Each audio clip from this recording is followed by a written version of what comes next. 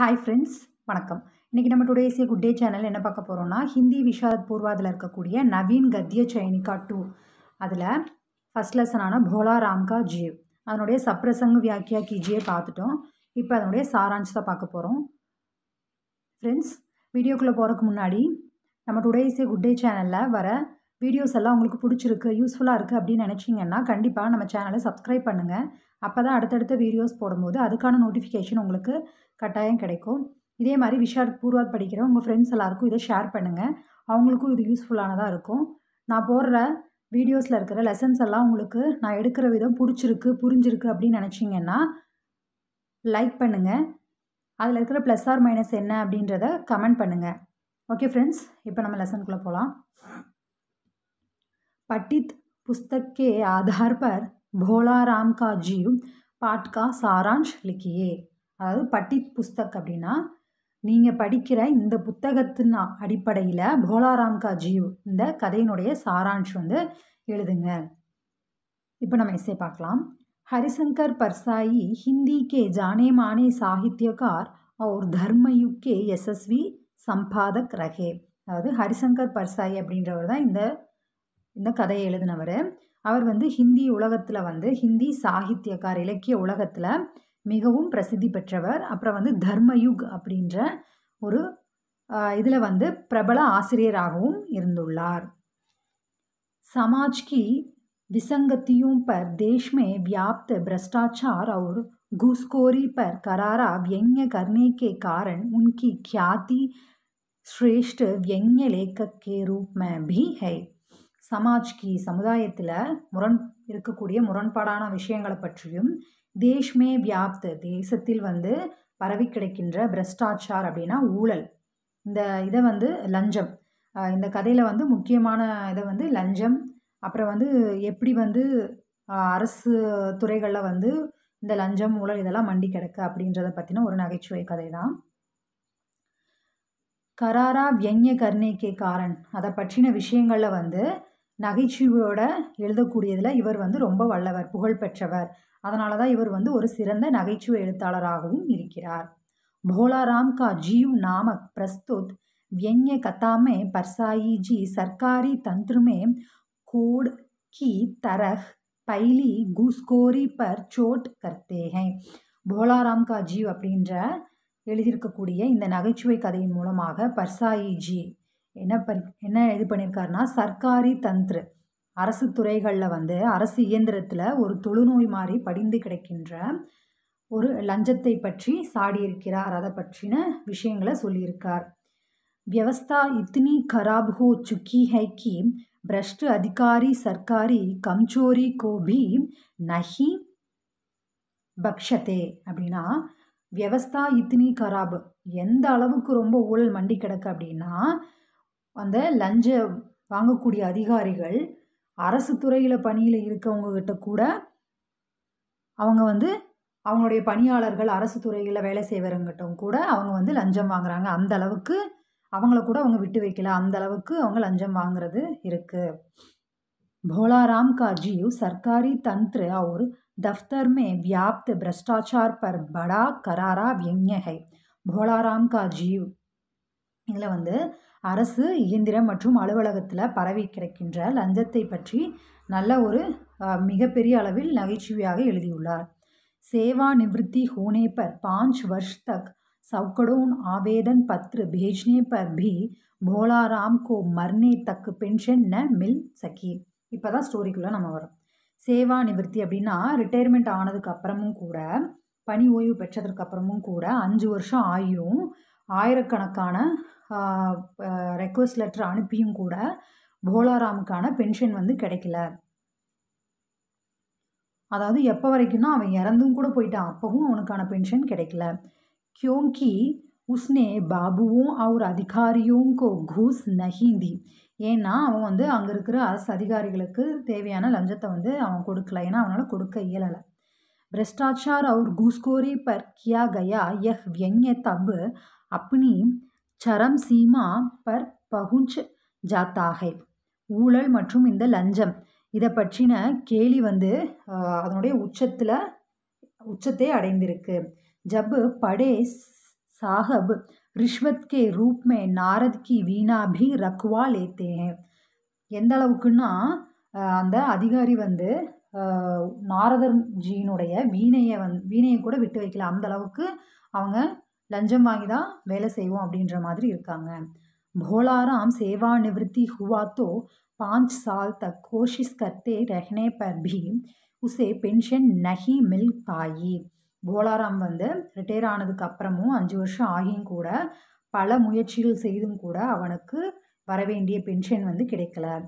बाल बच्चों वाला बेचारा भोलाराम हर 15 दिन में स्मरण पत्र भेजता रहा. அவன் வந்து அவனோட குழந்தைகளும் வந்து பசி பட்டினியால் இருக்காங்க. ரொம்ப ஏழையாக இருக்கக்கூடிய போலாராம் வந்து ஒவ்வொரு 15 நாளுக்கு ஒரு தடவையும் நினைவு கடிதம் வந்து அனுப்புகிறான். லேக்கின் கோயி ஜவாப் ந மிலா. ஆனாலும் அதற்கான ஆன்சர் வந்து கிடைக்கல. எனக்கு இன்னும் வந்து இந்த மாதிரி பென்ஷன் வந்து கொடுக்கணும் அப்படின்னு அந்த நினைவு லெட்டர் அனுப்புகிறான். அப்போவும் வந்து அவங்க அதை பற்றின ஒரு ஆன்சரும் அவனுக்கு கிடைக்கல.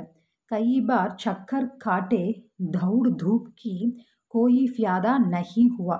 நிறைய தடவை வந்து அவன் அலைஞ்சு திரியிறான். எவ்வளோ அலைஞ்சு திரிய முடியுமோ அந்த அளவுக்கு அலைஞ்சு திரியிறான். வெயிலில் மழைன்னு எதுவுமே பார்க்காம அலைஞ்சு திரியிறான். அப்போவும் ஒரு நன்மையும் அவனுக்கு ஒரு பலனும் கிடைக்கல. ஃபியாதா அப்படின்னா பலன்.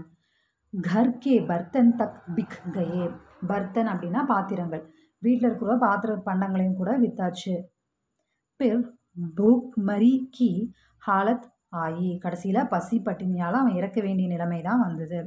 अंत में भूख और गरीबी की बीमारी से बेचारा मर गया. கடைசியில் அவன் வந்து பசியாலும் ஏழைனாலும் அந்த ஏழ்மை நிலையாலும் வந்து அவன் வந்து உடம்பு சரியில்லாமல் இறந்து போயிட்டான். उसके जीव को लेकर आकाशमार्ग से जा रहा यमदूत जब एक तीव्र वायु तरंग पर सवार हुआ. அவனுடைய அந்த உடலை வந்து எடுத்து செல்வதற்காக ஆகாச மார்க்கம் வழியாக யமதூதர்கள் வந்து தீவிர வாயு தரங் அப்படின்னா ஒரு மிகப்பெரிய ஒரு காற்று அலைகளுக்கு நடுவில் வந்து சவாரி செய்து வராங்க. போலாராம் உஸ்கே சங்குல் சே பச்கர் நிக்கல் கயா. அவங்க வந்து போலாராமோட உயிரை வந்து எடுத்து செல்கிற வழியில் போலாராம் வந்து அவங்களுடைய பிடியிலிருந்து தப்பிச்சிடுறான். बेचारा यमदूत परेशान होकर पूरे ब्रह्मांड में भोलाराम के जीव को ढूंढता रहा. அந்த யமதூதர்கள் வந்து என்ன பண்ணுறதுன்னு தெரியாமல் ரொம்ப வருத்தத்தோட பூரா பிரம்மாண்ட் உலகம் முழுவதுமே எல்லா இடத்துலையும் தேடி அலைஞ்சும் போலாராமனுடைய ஜீவ் வந்து அவங்க தேடி அலையிறாங்க. அதுக்காக ढूंढता रहा.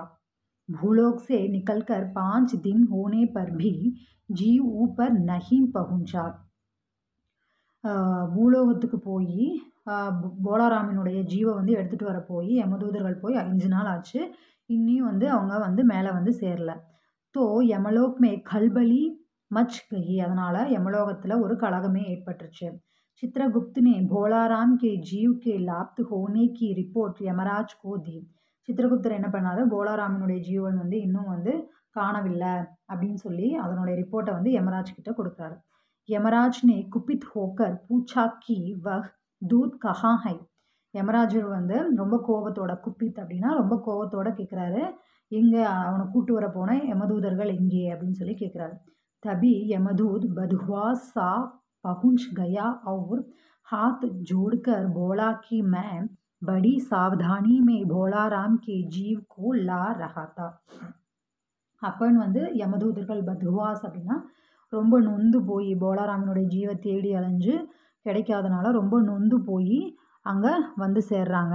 அப்போ வந்து இருக்கை குப்பி வணங்கி யமராஜர்கிட்ட வந்து சொல்கிறாங்க, இந்த மாதிரி நாங்கள் ரொம்ப வந்து எச்சரிக்கையாக தான் இருந்தோம். ஆனால் போலாராம் வந்து எப்படியோ எங்களை விட்டு அவன் தப்பிச்சிட்டான். அவன் எடுத்துகிட்டு வரும்போது இது பண்ணோம், ஆனால் அவன் கிடைக்கல. நான் ஜானே கைசே முஜே தோக்கா தேக்க வஹ் காயப் ஹோ கயா. அதுதான் நாங்கள் வந்து எவ்வளோ கஷ்டப்பட்டு அவனை கரெக்டாக ஒரு கவனத்தோடு தான் எடுத்துகிட்டு வந்தோம். ஆனால் வந்து அவன் வந்து எங்களை மோசடி பண்ணிட்டு காணாமல் போயிட்டான். चित्रगुप्त ने पृथ्वी पर चल रहे एक नए व्यापार का जिक्र किया. அப்போ சித்திரகுப்தர் சொல்கிறாரு, உலகத்தில் இந்த மாதிரி புது வியாபாரம் ஒன்று ஆரம்பிச்சிருக்கு.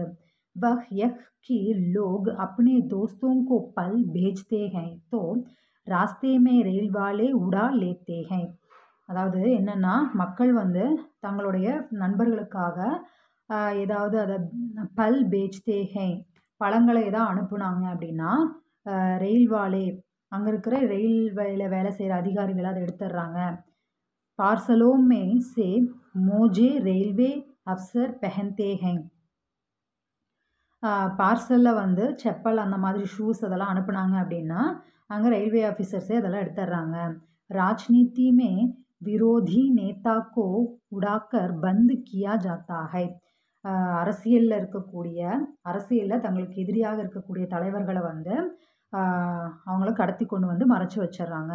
चित्रगुप्त को संदेह हो गया कि भोलाराम के साथ भी ऐसा कुछ हुआ होगा. போலாராம் கூட இந்த மாதிரி தான் ஏதோ ஒரு அதிசயம் நிகழ்ந்திருக்கலாம் அப்படின்னு சொல்லி சித்திரகுப்தர் வந்து சொல்கிறாரு. यमराज चित्रगुप्त पर व्यंग्य करते हैं कि तुम्हारे भी रिटायर होने का वक्त आ गया है. அப்போ யமராஜர் சொல்கிறாரு சித்திரகுப்தர்கிட்ட ஒரு நையாண்டியா நக்கலாக சொல்கிறாரு, அப்போது உனக்கும் கூட வந்து ரிட்டையர் ஆக வேண்டிய டைம் வந்துருச்சுன்னு நினைக்கிறேன் அப்படின்றாரு. इसी समय इत्तफाक से नारद जी वहाँ पहुँच जाते हैं. இந்த சமயத்தில் தான் நாரத்ஜி வந்து सडना अங்கே வந்து வராரு தற்செயலா. भोलाराम के जीव के लापता होने की बात सुनकर नारद जी को इस मामले में दिलचस्पी हो जाती है. போலாராமினுடைய அந்த ஜீவ் வந்து காணலை அப்படின்றது வந்து அவர் கேட்குறாரு நாரத்ஜி. நாரத்ஜி வந்து இந்த மாதிரியான சில விஷயங்கள், இந்த மாதிரி புரியாமல் இருக்கக்கூடிய, இந்த மாதிரி திடீர்னு சடனாக நடக்கக்கூடிய விஷயங்கள் எல்லாம் வந்து அவர் ஆர்வமாக இருக்கக்கூடியவர். दिलचस्पी அப்படின்னா ஆர்வமாக இருக்கக்கூடியவர். चित्रगुप्त ने भोलाराम के बारे में जितना विवरण उपलब्ध था वे दे दिया. சித்திரகுப்தர் வந்து நாரத்ஜி வந்து நான் போய் அவனை இது பண்ணிட்டு வரேன் அப்படின்னு சொல்கிறாரு. உடனே வந்து சித்திரகுப்தர் அவருக்கு தெரிஞ்ச எல்லா விஷயங்களையும் வந்து उपलब्ध அப்படின்னா அவைலபிள், அவருக்கு தெரிஞ்ச எல்லா விஷயங்களையும் வந்து நாரத்ஜிக்கு சொல்கிறாரு. नारदजी को भूलोक में घर ढूंढने में परेशानी नहीं हुई. ये घर में माँ बच्चों का चीत्कार और रोना चल रहा था. सीधे वहीं पहुँच गए.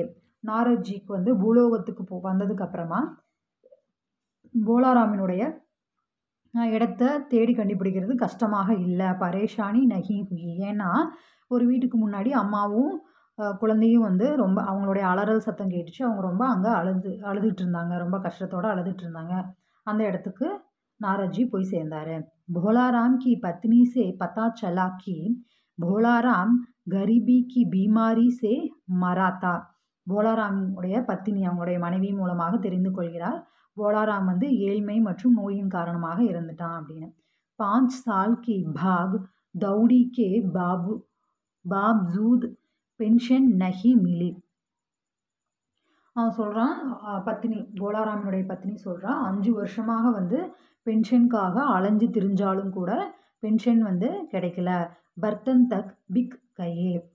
வீட்டில் இருந்த பாத்திர பண்டங்களையும் கூட வித்தாச்சு. அந்துமே பூக் அவர் சிந்தாசே மர் கயா. கடைசியில் பசி மற்றும் அதனுடைய அந்த கவலையினாலையும் வந்து அவன் இறந்துட்டார். நாரத்னே யஹ்பி பூச் லியா கி போலாராம் அவர் கிசி औरत पर आशक्त था. நாரத்ஜி வந்து இதையும் கேட்குறாரு, போலாராமுக்கு வந்து வேறு ஏதாவது பொண்ணுங்களோட வந்து அவருக்கு தொடர்பு இருக்கா அப்படின்னு. பத்னினே साफ शब्दों में कहा कि उन्होंने जिंदगी पर दूसरी स्त्री को आंख उठाकर भी नहीं देखा. அப்போது அவங்களுடைய மனைவி சொல்கிறா, எங்களுக்கு கல்யாணம் ஆனதுலேருந்தே வந்து அவர் வந்து வேறு எந்த பொண்ணையும் வந்து ஏறெடுத்து பார்த்ததை நான் பார்த்ததில்லை அப்படின்னு சொல்லி தெளிவாக அவருக்கு பதில் சொல்கிறான். स्त्री ने नारद से प्रार्थना की कि आप सिद्ध पुरुष हैं, ऐसा कोई उपाय करें कि उनकी रुकी हुई पेंशन मिल जाए. அந்த அவளுடைய மனைவி சொல்கிறா, நாரத்ஜி கிட்ட வந்து பிரார்த்தனை பண்ணிக்கிறேன், உங்ககிட்ட வேண்டி கேட்டுக்கிறேன், நீங்கள் ரொம்ப வந்து ஒரு சித்த புருஷ், நீங்கள் வந்து ஒரு என்ன சொல்கிறது, ஒரு பெரிய மனிதர், ஒரு உன்னதமான ஒரு மனிதர், நல்ல ஒரு மனிதர், ஒரு உங்களால் வந்து எங்களுடைய பென்ஷன் பணத்தை வந்து வாங்கி தர முடியும், தயவுசெய்து வாங்கித்தாங்க அப்படின்னு சொல்லி சொல்கிறார். பச்சோங்கா பலா ஹோகா. அது வந்து குழந்தைங்களுடைய நலனுக்கு நல்லதாக இருக்கும், குழந்தைங்க வந்து சாப்பாட்டுக்காகட்டும் எங்களுக்கும் வந்து அது ரொம்ப உதவியாக இருக்கும். நாரத்ஜி பர்சக் கோஷிஸ் கர்னே கா ஆஸ்வாசன் தேக்கர் சலே கயே. நாரத்ஜி வந்து சொல்கிறாரு, என்னால் முடிந்த அளவுக்கு, பர்சக் கோஷிஸ் அப்படின்னா என்னால் எவ்வளோ முடியுமோ அந்த அளவுக்கு நான் ட்ரை பண்ணி பென்ஷன் அமௌண்ட்டை வாங்கி தரேன் அப்படின்னு சொல்லி உறுதிமொழி கொடுத்துட்டு போகிறாரு. सरकारी दफ्तर पहुंचने पर नारद जी को पता चला कि भोलाराम ने दरख्वास्त पर कोई वजन नहीं रखा था. அங்கே போனதுக்கு அப்புறமா தான் சர்க்காரி தஃப்தர், அதாவது போலாராம் தன்னுடைய பென்ஷன் பணம் வாங்குறதுக்காக அலைஞ்சு தெரிஞ்சிட்டு இருந்தா இல்லையா, அந்த அந்த ஆஃபீஸ்க்கு வந்து நாரத்ஜி போகிறாரு. அங்கே போனதுக்கு அப்புறமா தான் அவருக்கு தெரியுது போலாராம் வந்து கோரிக்கை வச்சான் தனக்கு பென்ஷன் வேணும் அப்படின்னு சொல்லி. தரக்வாஸ் அப்படின்னா தனக்கு பென்ஷன் வேணும் அப்படின்னு சொல்லி அந்த கோரிக்கை வச்சான் இல்லையா, அது மேலே வந்து அவன் வஜன் அப்படின்னா எடை, இங்கே வந்து எடைன்னு என்ன மீன் பண்ணுது அப்படின்னா அதுக்கு தேவையான லஞ்சம் அது வந்து அவன் கொடுக்கல அப்படின்னு. नारदजी वजन का मतलब पेपर वेट समझ रहे थे. 25-30 बाबुओं के पास चक्कर काटते रहे. அதாவது ஒரு என்ன சொல்கிறது, ஒரு 20, 30, 40, 50 அந்த மாதிரி நிறையா ஆஃபீஸர்கிட்ட வந்து மாறி மாறி அனுப்புகிறாங்க. அவங்க மாறி மாறி அவர் சுற்றிக்கிட்டே இருக்கார்.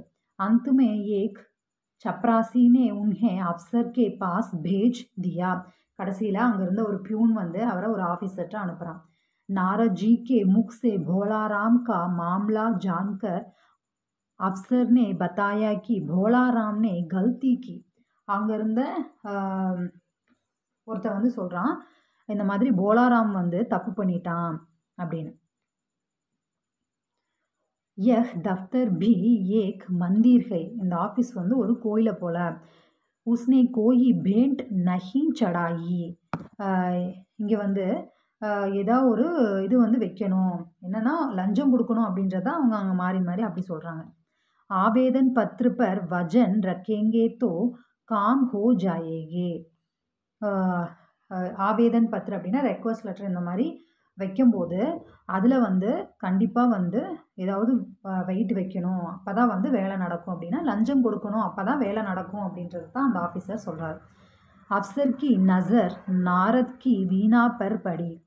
அந்த ஆஃபீஸரினுடைய பார்வை வந்து நசர் அப்படின்னா பார்வை வந்து நாரத்ஜியினுடைய வீணையின் மேலே பட்டது. போலே யஹ் வீணா பி சல் சக்தி ஹே. சொல்கிறான், இந்த மாதிரி வந்து ஒருவேளை இந்த வீணையை கொடுத்தா நடக்க வேண்டிய வேலை நடக்கும் அப்படின்றான். மேரி பேட்டி சங்கீத் சீக் ரஹி ஹை. என்னுடைய பொண்ணு வந்து வீணை கற்றுக்கணும் அப்படின்னு ஆசைப்படுறா. நாரத்ஜி வீணா மேஜ் பர் ரக்கர் போலே கி போலாராம் கி பென்ஷன் கா ஆர்டர் நிக்கலே.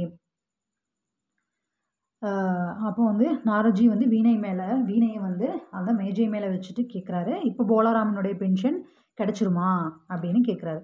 अफसर ने तुरंत चपरासी से भोलाराम की फाइल मांगवाई.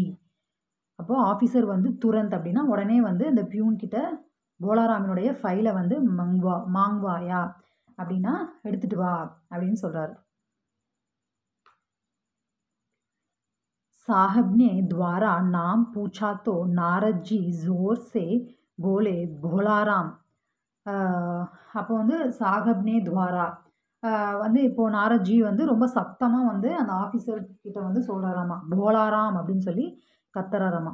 தபி ஃபைல் கே அந்தர் சே ஆவாஸ் ஆயி கி கோன் புலா ரஹா ஹை. அப்போது அந்த ஃபைலுக்குள்ளே போலாராமினுடைய அந்த ஃபைல் இருக்கு இல்லையா, பென்ஷன் கிடைக்கணும் அப்படின்னு சொல்லி அந்த ஃபைலுக்குள்ளே இருந்து ஒரு வாய்ஸ் கேட்குது. ஆவாஸ் அப்படின்னா வாய்ஸ் கேட்குது. என்னென்னா கோன் புலா ரஹா ஹை, என்னை யாராவது கூப்பிட்டீங்களா, யார் கூப்பிட்டது அப்படின்னு சொல்லி. ஃபைல் கே அந்தர் बैठी हुई भोलाराम के जीव ने समझा कि पोस्टमैन उसे बुला रहा है और उसकी पेंशन का ஆர்டர் आ गया है. அவன் வந்து என்ன நினச்சிட்டான் அப்படின்னா, போலாராமனுடைய ஜீவ் வந்து அந்த ஃபைலுக்குள்ளே தான் ஒளிஞ்சிருந்தது. ஏன்னா அவனுக்கு பென்ஷன் வேணுன்றது தான் அவனோட இதாக இருந்தது இல்லையா, அவனுடைய கோரிக்கை ரொம்ப அவன் வந்து ஃபீல் பண்ணி இருந்தது எல்லாமே அந்த பென்ஷனுக்காக தான். அதனால் அந்த பென்ஷன் ஃபைலுக்குள்ளேயே வந்து அவன் இருந்திருக்கான். அவன் வந்து நினச்சிட்டான் ஏதோ போஸ்ட்மார்ட்டம் வந்து எனக்கு தன்னை கூப்பிட்றாரு அப்படின்னு நினச்சிட்டு என்னோட பென்ஷன் வந்துருச்சா அப்படின்ற மாதிரி அவன் கேட்குறான். नारद ने कहा कि स्वर्ग में उसकी तलाशी हो रही है और मैं तुम्हें लेने आया हूँ. அப்போ நாரத்ஜி சொல்கிறாரு, இந்த மாதிரி வந்து உன்னை வந்து நான் மேலோகத்துக்கு அழைச்சி போகத்தான் வந்தேன், உனக்கு வந்து அங்கே காத்துட்ருக்காங்க, உன்னோட டைம் முடிஞ்சிருச்சு, உன்னை அழைச்சி போகத்தான் கூட்டிகிட்டு போகத்தான் வந்தேன் அப்படின்னு. போலாராம் கே ஜீவ் கா உத்தர் தா. அப்போ போலாராமனுடைய ஆன்சர் என்னவா இருக்குது அப்படின்னா ஜப் தக் பென்ஷன் நஹி மிலேகி, இப்போ வரைக்கும் என்னுடைய பென்ஷன் வந்து எனக்கு கிடைக்கல. மே இஸ் தரத்வாஸ் கோ சோடுக்க நஹி ஜா சக்தா, நான் இந்த கோரிக்கை அந்த ஃபைல்குள்ளே இருந்து நான் வெளியே வர மாட்டேன், இன்னும் வந்து எனக்கு கிடைக்கல என்னுடைய பென்ஷன் பணம் அப்படின்றான். அதோட வந்து அந்த கதையை வந்து அப்படியே முடிச்சிட்டாங்க. सरकारी कार्यालयों में जो भ्रष्टाचार चल रहा वह जग जाहिर है. இதில் வந்து சர்க்காரி காரியாலயம் அப்படின்னா அரசு அலுவலகங்களில் வந்து எந்த அளவுக்கு ஊழல் லஞ்சம் அப்படின்றது வந்து படிந்திருக்கு அப்படின்றத தெளிவாக சொல்லியிருக்காங்க, விளக்கியிருக்காங்க. उस पर लिखी हुई कविताएं और कहानियों बेहिसाब है. இது வந்து ஒரு ஒப்பிட முடியாத இந்த இது எழுதினவருடைய லேखकனுடைய இந்த கஹானி வந்து மிகவும் ஒப்பிட முடியாத ஒரு கஹானி, எதனுடையுமே வந்து ஒப்பிட முடியாது. लेकिन लेखक हरिशंकर परसाई ने जो कथा चुनी है वह अद्भुत है. இது வந்து ரொம்ப ஹரிசங்கர் பர்சாய் அவர்களால் எழுதப்பட்ட ரொம்ப அற்புதமான உன்னதமான ஒரு கஹானி. लोक विश्वास के अनुसार संसार में मनुष्य जो पाप पुण्य का काम कर रहे हैं वह सब कुछ चित्रगुप्त की बही में दर्ज होता है. லோக் விஸ்வாஸ் கே, மனிதர்களுடைய நம்பிக்கையின்படி அனுசார் அதன் அடிப்படையில் உலகத்தில் மனிதர்கள் செய்யக்கூடிய பாவ புண்ணியங்களின் அடிப்படையில் அவங்க எதை செய்கிறாங்களோ அதன் அடிப்படையில் சித்திரகுப்தனுடைய புத்தகத்தில் வந்து அது வந்து பதிவிடப்படும். சொல்லுவாங்க இல்லையா, சித்திரகுப்தர் வந்து எல்லாமே நோட் பண்ணி வைப்பார், அதன் அடிப்படையில் வந்து நமக்கு பாவ புண்ணியங்களின் அடிப்படையில் நமக்கு சொர்க்கமா நரகமா அப்படின்றது தீர்மானிக்கப்படும் அப்படின்னு அதுதான் சொல்கிறாங்க. भोलाराम के जीव के लापता होने के संदर्भ में चित्रगुप्त दुनिया में चल रहे व्यवहार का सही बयान करते हैं कि किस तरह राजनीति में विद्रोही पार्टी के नेता को उड़ा ले जाते हैं आदि आदि. போலாராமினுடைய அந்த ஜீவ் வந்து காணாமல் போன சந்தர்ப்பத்தில் வந்து சித்திரகுப்தர் வந்து இந்த துனியா உலகத்தில் நடக்கக்கூடிய நிறைந்திருக்கக்கூடிய விஷயங்கள் வந்து அதன் அடிப்படையில் ராஜ்நீதிமே வித்ரோகி, அரசியலில் வந்து விரோதிகள் அதாவது எதிரி பார்ட்டி தலைவர்களை வந்து கடத்தி கொண்டு போய் வச்சுக்கிறாங்க, இந்த மாதிரி விஷயங்கள்லாம் அவருக்கு தெரிய வருது. हास्य और व्यंग्य के साथ इस कथा में करुणा रस भी है. சிரிப்பு நகைச்சுவை நையாண்டி இதெல்லாம் கலந்துருந்தாலும் அதனோட கருணா ரஸ் பி, கருணை அப்படின்ற அந்த உணர்வும் வந்து இந்த கதையில் இருக்குது. ஏன்னா போலாராமினுடைய அந்த வாழ்க்கை எப்படி இருக்குது அப்படின்றதையும் அரசு அதிகாரிகளால் லஞ்சம் இதனால் வந்து எப்படி பாதிக்கப்படுறாங்க அப்படின்ற அந்த விஷயத்தையும் இருக்கிறனால இது வந்து கருணா ரஸ் பீஹை அதுவும் இதில் இருக்குது. ஓகே ஃப்ரெண்ட்ஸ், உங்களுக்கு இந்த சாரான்ஷ் புரிஞ்சிருந்ததுன்னா இந்த வீடியோவை லைக் பண்ணுங்கள். இதே மாதிரி விஷாரத் பூர்வாத் படிக்கிற உங்கள் ஃப்ரெண்ட்ஸ் எல்லாருக்கும் இதை ஷேர் பண்ணுங்கள். இந்த வீடியோ வந்து உங்களுக்கு புரிஞ்சிருந்ததுன்னா இதில் இருக்கிற ப்ளஸ் ஆர் மைனஸ் என்ன அப்படின்றது எனக்கு கமெண்ட் பண்ணுங்கள், அதுவும் எனக்கு ரொம்ப மோட்டிவேஷனலாக அமையும். கண்டிப்பாக நம்ம சேனலை சப்ஸ்கிரைப் பண்ணுங்கள். ஓகே ஃப்ரெண்ட்ஸ், பாய்.